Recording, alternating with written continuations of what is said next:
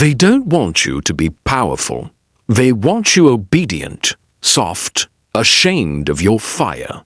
They don't outlaw masculinity. They shame it, medicate it, call it toxic. But Machiavelli warned us, if you seek to be loved by all, you will be crushed. So this is not a video about apologies.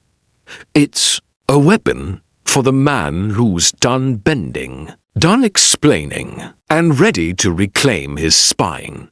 Without permission, watch closely, because after this, you'll never bow again. Number 1. The apology that ruined him.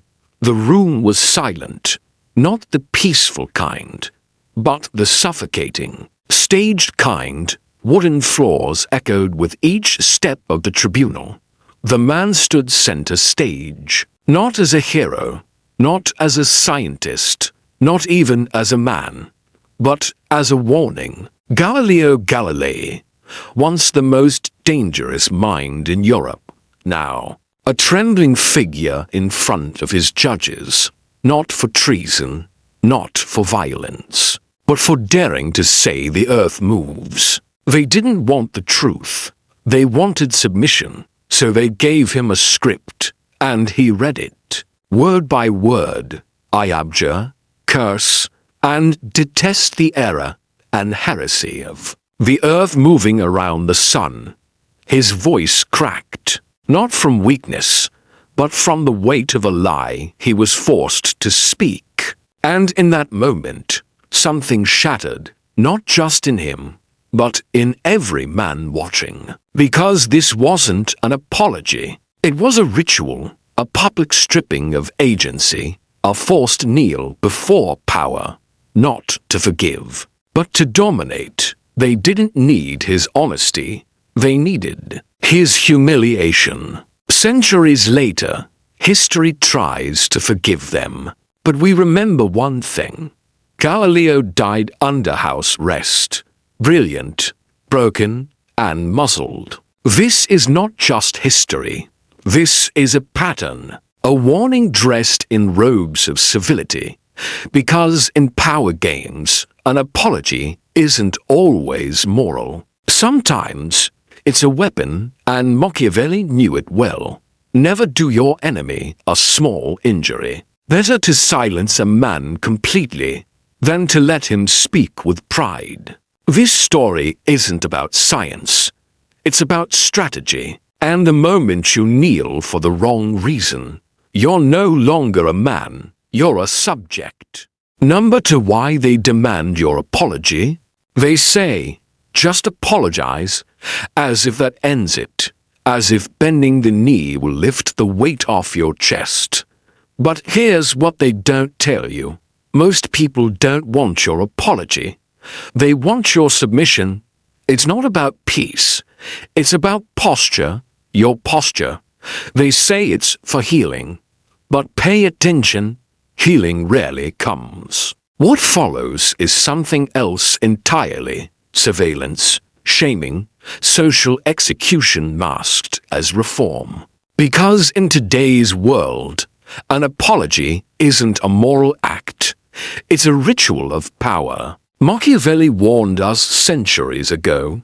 Men are so simple and so obedient to present necessities that he who deceives will always find those who allow themselves to be deceived. In simpler words, people don't seek justice, they seek control. Watch closely. The moment you say, I'm sorry, not from clarity, but from pressure, you shrink, not just in their eyes, but in your own. You encode a message into your nervous system. When I am attacked, I must retreat.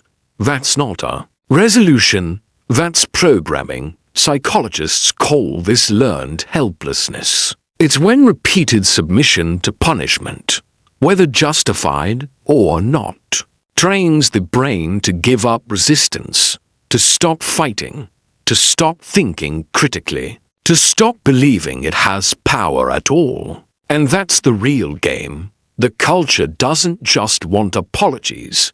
It wants conformity. The algorithm feeds on outrage. Media thrives on viral guilt. Public discourse has turned into public shaming, and every forced apology becomes a televised execution, an emotional lynching disguised as accountability. You see it in headlines. A man apologizes for a joke made a decade ago. A woman cries on camera because her tone offended someone's feelings. A creator bends, folds, contorts themselves to avoid being devoured by a mob that was never going to forgive them in the first place. Because forgiveness was never the point. Control was. They don't want the truth. They want obedience, and every apology, if given from weakness, is a signal. I accept your dominance. I acknowledge your moral superiority. I will not fight back. This is moral coercion. It's not just psychological. It's strategic. You're not playing checkers anymore. This is chess. Every time you apologize without conviction, you sacrifice a piece, your time, your integrity, your self-respect. It seems small, but over time, the board empties, and suddenly, your king is cornered. And the worst part, you think you're the one who caused it. You internalize the shame. You carry guilt that was never yours to begin with. That's the genius of control. To make you apologize for being unapologetically yourself. But here's the Machiavellian truth. If you must apologize, do it from strength, not survival. Because if you kneel to save your skin, they will smell blood, and they will never stop feeding. Number 3. Machiavelli's law. Never beg for forgiveness unless it buys you power. They say it takes strength to apologize. But Machiavelli would have disagreed, or at least clarified, because in a world of power plays, apologies are not moral acts. They're tools, weapons, moves on a board, and like any weapon, if you wield it carelessly, it backfires. Machiavelli writes in The Prince, a man must learn to not be good, but appear good. Think about that. Appearances, not intentions. Not inner purity, but perception, because perception controls outcomes. So here's the rule. Never beg for forgiveness unless it buys you power, unless it expands your position, unless it controls the narrative. Otherwise, silence is stronger. The weak apologize to escape. The strategic apology to infiltrate. Consider Julius Caesar.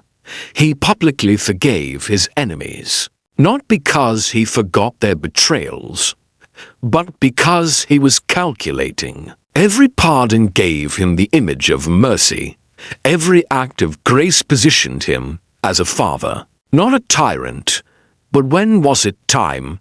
He struck with absolute control. Winston Churchill once apologized to Parliament, not to appear submissive, but to reset the political chessboard. His apology shifted public perception.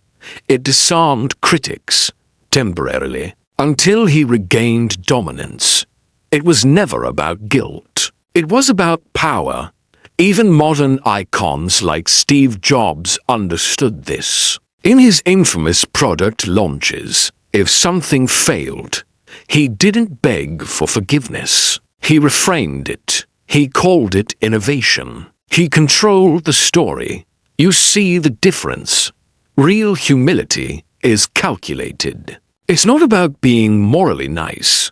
It's about knowing when to kneel and when to rise. Because the moment you apologize to people who feed on guilt, you've already lost. You're reinforcing their frame, their control, their dominance. They don't want your growth. They want your guilt. Because a guilty man is easy to manage, easy to mute, easy to reprogram. So stop thinking like a martyr, start thinking like a player. Ask yourself, does this apology serve a purpose, or just feed the machine? Am I guiding the perception, or surrendering to theirs? Will this moment buy me leverage, or bury me deeper?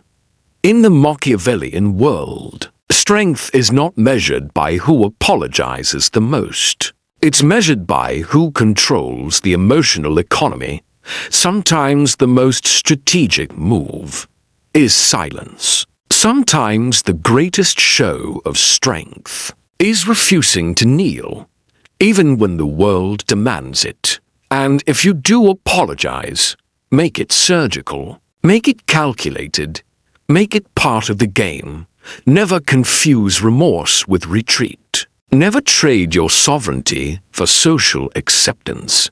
Never bleed just to feed the wolves. Because the moment you apologize without power, you are no longer a player, you're the prey. Number 4. Psychological warfare. How guilt is used to break you. Guilt is one of the most effective weapons in human history, not because it forces you, but because it convinces you to force yourself. That's what makes guilt so deadly. It's internalized, silent, invisible, and worst of all, it feels like virtue. It doesn't arrive with threats. It arrives with questions. You've changed. Why are you being so cold? I thought we meant something. You owe me. After everything I've done for you, you're not the same anymore. You're hurting people. They don't use force. They use moral leverage. Suddenly, you start doubting yourself. You pause before saying what you think.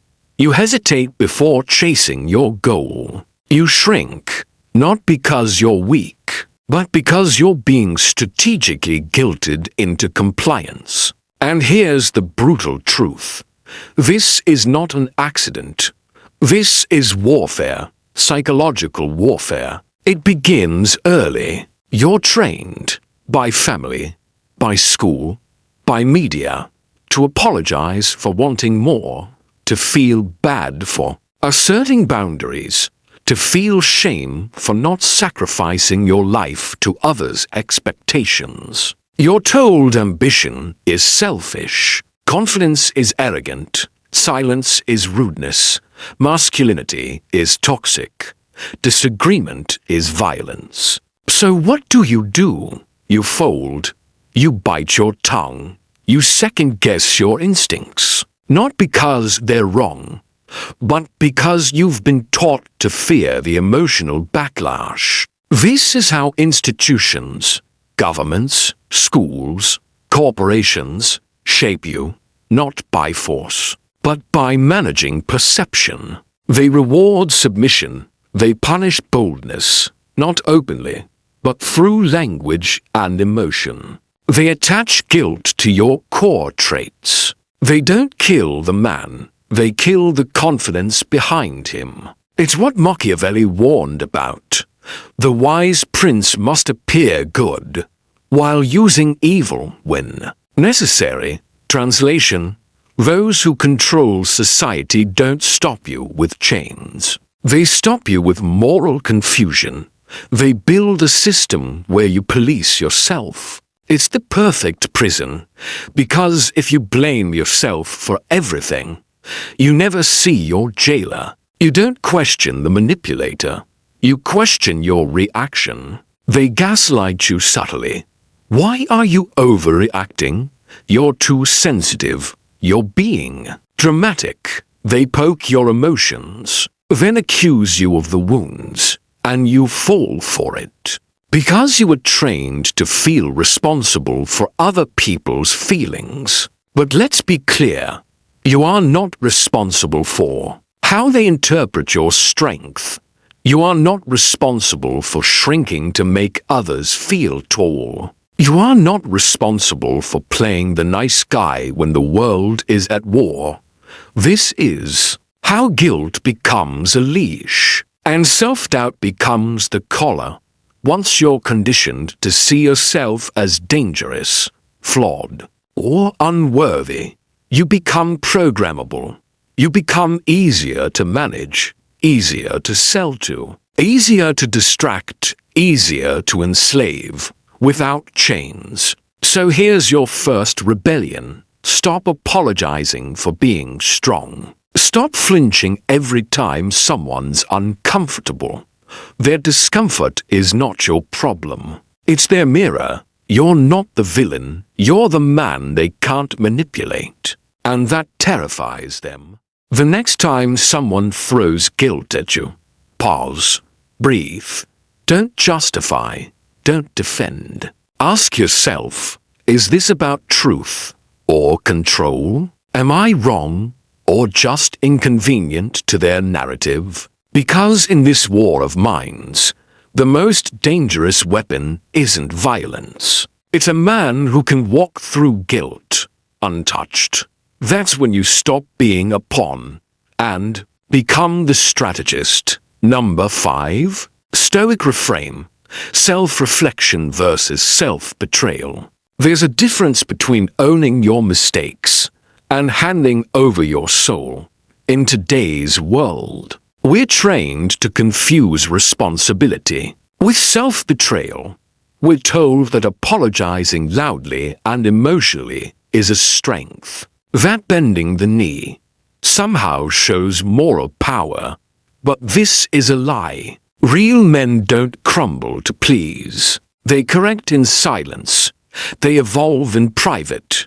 Because true repentance, true correction, doesn't come from performance. It comes from discipline. Marcus Aurelius ruled the most powerful empire on earth, and every night he reflected, not to shame himself, but to become sharper, stronger, cleaner in thought.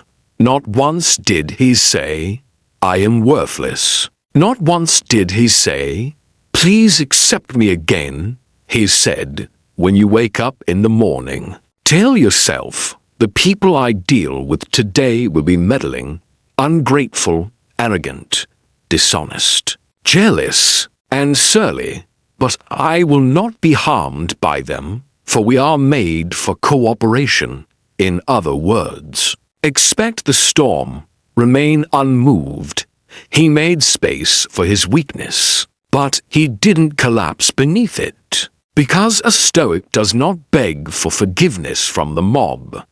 He forgives himself by acting better, not by performing guilt. Epictetus, born a slave, later taught emperors, if someone speaks badly of you, live so that no one believes it. That's the Stoic way. Silence is your sword. Correction is your compass. Modern culture wants your apology, not because it heals, but because it neuters. Public apologies are rarely about morality. They're about control. They want to see you bleed, not so they can help, but so they can own you. This is why the Stoic reframes the situation. Did I do wrong? Then I fix it. Do I regret it? Then I act differently. But I do not owe a pound of my spirit to make you feel better about me. There is dignity in repentance. But repentance is not collapse. Repentance is recalibration. It's the quiet decision to rise, straighter than before. Ask yourself, what would a king do after a misstep? Would he cry in front of the court? Would he write long, broken letters? Would he beg to be seen as good again? No. He would adjust course, make one move in silence, and keep walking forward. So ask yourself, when you reflect, are you correcting, or are you craving to be liked? One is self-responsibility. The other is self-erasure. Never apologize just to belong. Never collapse to be loved. Fix it. Silently, but never grovel.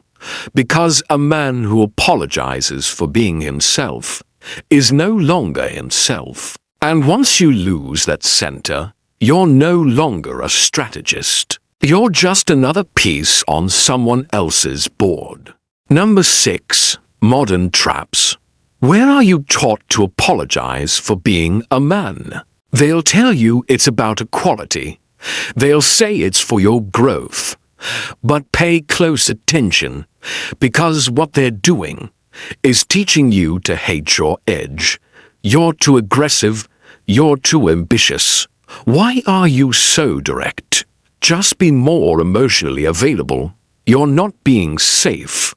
But let's decode that. What they're saying is, your masculinity makes me uncomfortable. And the moment you flinch, they win. This isn't just cultural noise. This is programming. A silent conditioning designed to neuter power, not out of love, but out of fear. Machiavelli warned us centuries ago. You must understand this. There is no safe path to power. You will be hated. You will be feared. And if you seek only to be loved, you will be crushed. This modern softness, it's not compassion, it's camouflage. Because in every era, society needs workers, not warriors. It needs obedient minds, not original ones. So what better way to control men than to make them ashamed of being men? They don't outlaw your strength, they shame it. They don't ban your aggression, they medicate it. They don't break your drive, they redirect it into endless apology, corporate submission, and emotional over-disclosure. But masculinity is not the enemy, it's raw energy, uncut, unapologetic, designed to build, defend, and lead. It becomes dangerous only when it's untrained, not when it's expressed. And yet, modern culture has flipped the script. If you're sharp, you're arrogant. If you're calm, you're cold. If you take charge, you're in control. If you assert, you're toxic. But here's the deeper truth they never say out loud. They don't hate your masculinity. They fear what it reminds them they aren't. It's not about kindness.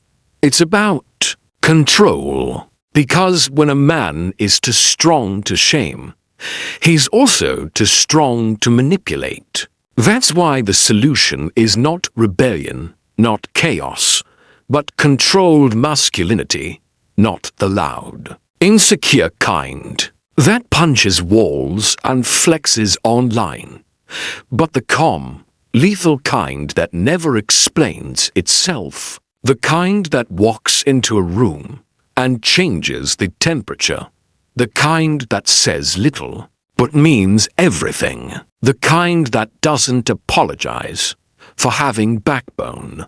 Controlled masculinity is not about aggression, it's about presence. It's about being so rooted in who you are that no narrative can approach you. So next time they say, tone it down, make yourself softer, shrink a little to be accepted, you smile and walk through them like mist, because you are not here to be liked. You are here to lead, and no man ever led by apologizing for the fire in his soul.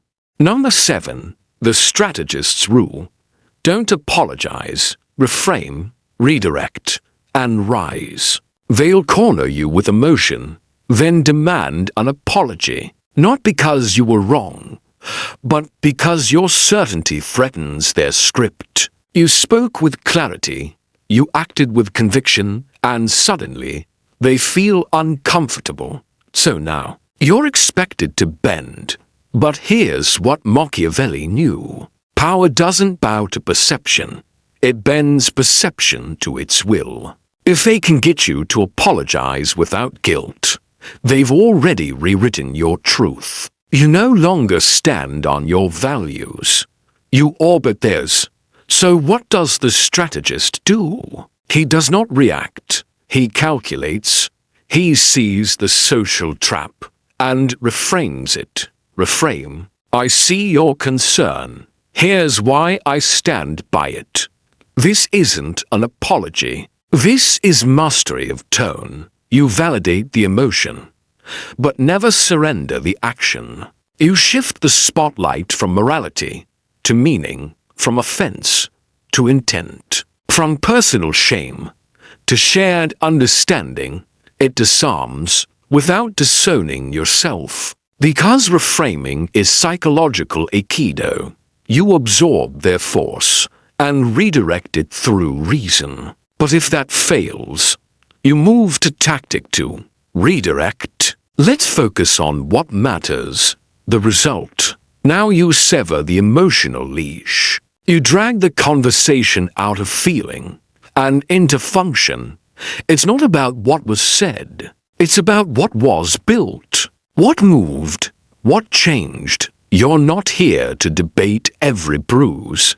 You're here to win the war of momentum, and anyone who respects power will respect results. Because winners aren't worshipped for apologies, they're remembered for outcomes. And if that still doesn't land, you rise. Rise. I don't apologize for acting on principle. Now you burn the false. Bridge with elegance, with stillness, with complete presence.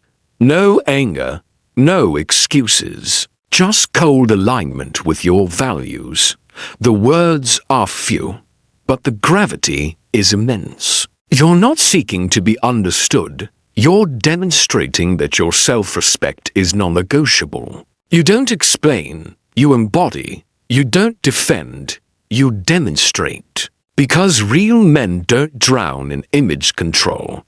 They rise above it through internal alignment. And the strategist knows, when the world demands your submission, silence isn't weakness. It's dominance under control. So next time they bait you, smile, reframe, redirect, rise. And remember, they weren't seeking the truth. They were testing your center. Now you've shown them. You don't answer to noise. You answer only to your code. Final message for you. You were not born to bow. This world is built to tame you. It whispers at first, then it shouts. It offers comfort in exchange for your clarity. It sells peace, but only if you stay small. And for a while, you did. You apologized for your tone. You dulled your edges to make others feel safe. You dimmed your insight just to avoid the stare. You bent. You broke. You blamed yourself. But now, you see, you weren't being righteous. You were being rewritten. You weren't being polite. You were being programmed. You weren't being kind. You were being conditioned to bow. And for what? To fit into a system that doesn't respect strength. To be liked by people who fear intensity. To chase approval from those who feed on hesitation. That version of you, the guilty version, the over-explainer, the emotional hostage, he served his time. Now he's done. You don't need everyone to understand you. You need to understand your role. You are not here to follow the script. You are here to write it. This life is not about making everyone comfortable. It's about building yourself into someone undeniable. Machiavelli saw the truth centuries ago. The one who adapts to the nature of power will rule it. And that's what you've done. You've peeled back the mask. You've studied the battlefield. And now, you move with precision. Not guilt, not shame, not fear. Only principle, only clarity, only calculated presence. No more emotional begging, no more scripted apologies, no more shrinking into someone else's comfort zone. Because now you know, you were not born to bow. You were born to build, to lead, To dominate with stillness, not noise. And when they demand your compliance again, don't argue. Don't explain. Just remember the final rule. Apologize only to the man you used to be, and then outgrow him. That's it. You're free. Fade to black.